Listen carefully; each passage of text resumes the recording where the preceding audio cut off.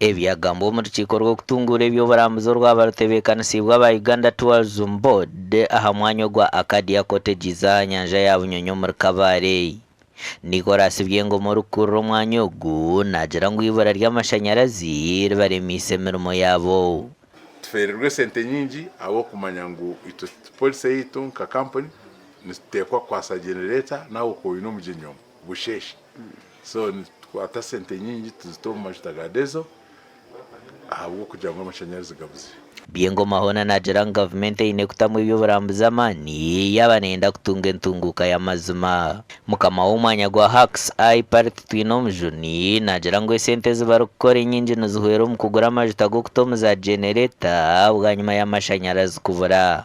Kandi generator gurugijuraninga n'amashuta agarinka imirundi eshatu sente zo kushashura amashanyarazi. So no shanguru kutame sente nyingi omashanyarazi ikintu cy'amashanyarazi kine cyo gukoraho akuba mwe nigija gari mingi gosiye ibintu bingi bitu tushobora tutame izindi sente ningo mwegija gari make turemwa gukora ibitushimire gukora nka hoteli.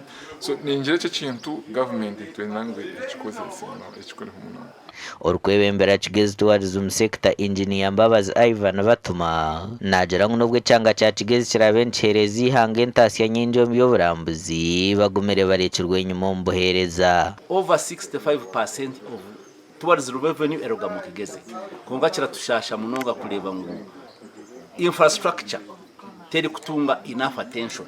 Orukura katika karukwebembera Uganda Tourism Board Daud Magereko yaraganisa ngo enshonga z'abakora abanayija kuzisiyo mu bucuru kwataho babone kutunga eco kukora. We thought there were issues which our management team could handle with them, to do with safety, to do with health, to do with the standards generally, to do with the grading, and I think that discussion is going to continue.